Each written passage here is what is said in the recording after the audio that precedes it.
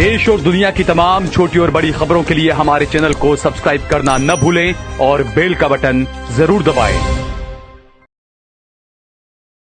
नमस्कार दोस्तों, स्वागत है आपका देश लाइफ में और आपके साथ मैं हूं आशिमा त्यागी। दोस्तों, हरियाणा की आज बात होगी। हरियाणा के नो हिंसा मामले में आरोपी के तौर पर चर्चा में आए गौ रक्षक नेता बिट्टू बजरंगी एक बार फिर सुर्खियों में हैं।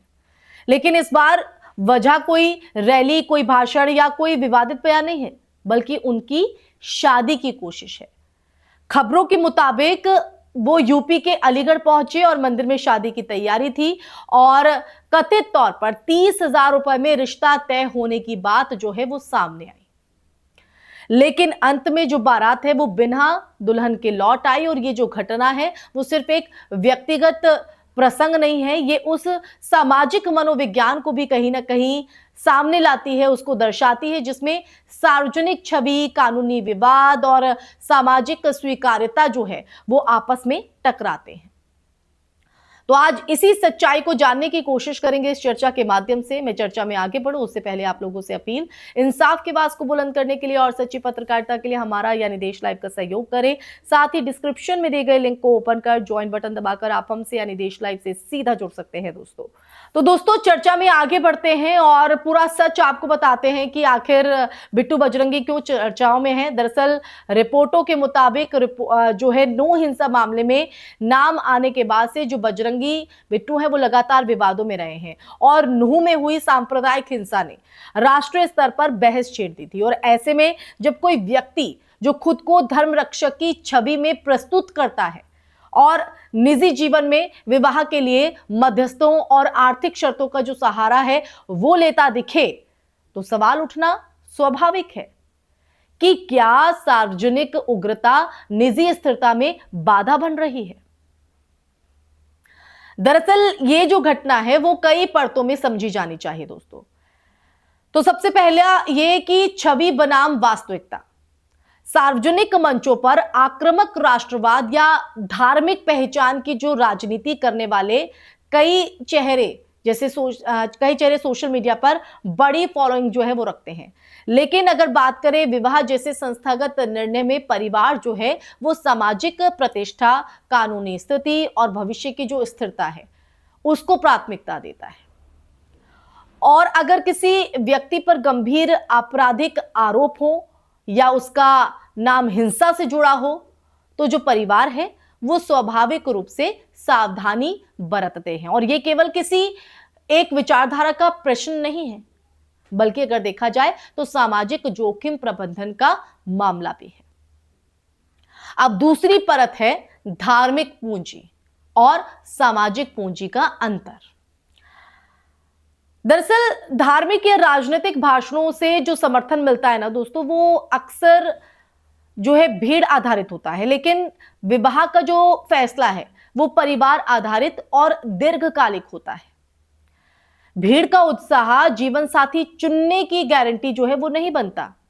अगर कथित तौर पर हम देखें तो कथित तौर पर आर्थिक लेन देन के आधार पर जो रिश्ता है वो तय करने की कोशिश हुई, तो ये भी कहीं ना कहीं बताता है कि जो वैचारिक समर्थन है और व्यक्तिगत विश्वास है वो अलग अलग चीजें हैं। अब तीसरा पॉइंट ये कि कानून और समाज का संबंध। दरअसल नो हिंसा के बाद जो प्रशासनिक कार्रवाई है, गिरफ्तारी है और जांच की जो खबरें हैं वो आई थी, और ऐसे मामलों में जो न्यायिक प्रक्रिया है वो लंबी चलती है। जब तक आरोपों से मुक्ति नहीं मिलती है तब तक जो सामाजिक दायरे में संदेह बना रहता है। विवाह जैसे फैसले में ये जो संदेह है वो निर्णायक हो सकता है और ये भी कहीं ना कहीं संभव है कि विवादों के कारण जो लड़की पक्ष ने अंतिम समय पर पीछे हटना बेहतर समझा हो, पुलिस में शिकायत की बात कहीं ना कहीं सामने आई है, जिससे ये संकेत मिलता है कि मामला सिर्फ सामाजिक असहमति नहीं बल्कि कानूनी औपचारिकताओं तक जो है पहुंच गया।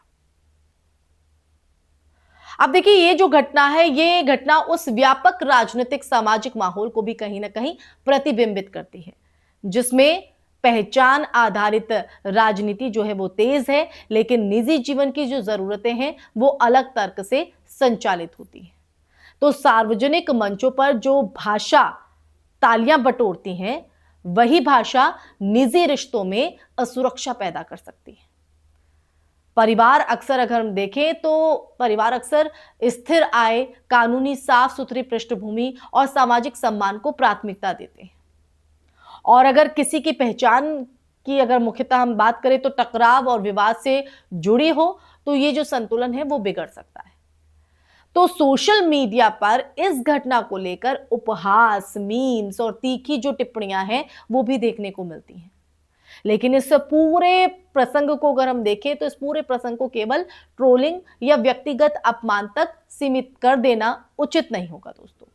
अब देखिए, ये एक और संकेत, ये एक संकेत है कि समाज के भीतर भीड़ समर्थन और जो पारिवारिक स्वीकृति के बीच जो है वो अंतर है। जो लोग मंच से सांस्कृतिक रक्षा की बात करते हैं, उन्हें भी वही सामाजिक मानदंडों का सामना करना पड़ता है जिनका सामना आम नागरिक करते हैं। और देखिए, इस घटना का एक और पहलू ये है कि विवाह को आर्थिक सौदे की तरह प्रस्तुत करने की जो खबरें हैं वो समाज में असमानता और मजबूरी की तरफ जो है इशारा करती हैं। अगर हम बात कर रहे हैं, अगर किसी भी पक्ष ने पैसों के आधार पर फैसले लेने की कोशिश की, तो ये भारतीय विवाह व्यवस्था के भीतर मौजूद उन जटिलताओं को उजागर करता है, उनको दर्शाता है जिन पर अक्सर खुलकर जो चर्चा है वो नहीं होती है। तो अंत में यही दोस्तों कि ये जो प्रसंग है वो हमें ये सोचने पर मजबूर करता है कि जो सार्वजनिक जीवन में अपनाई गई आक्रामक पहचान है वो निजी जीवन में कितनी टिकाऊ होती है।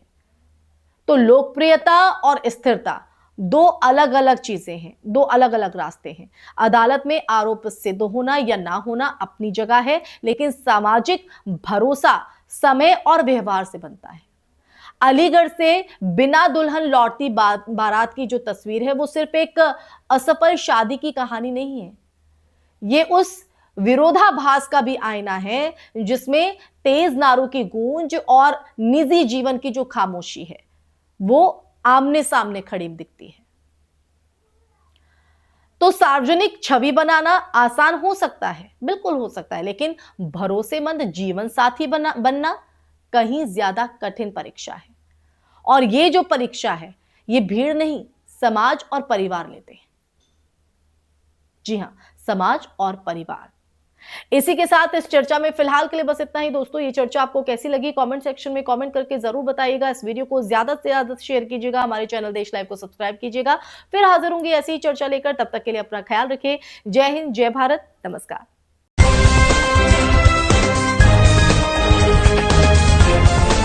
देश और दुनिया की तमाम छोटी और बड़ी खबरों के लिए हमारे चैनल को सब्सक्राइब करना न भूलें और बेल का बटन जरूर दबाएं।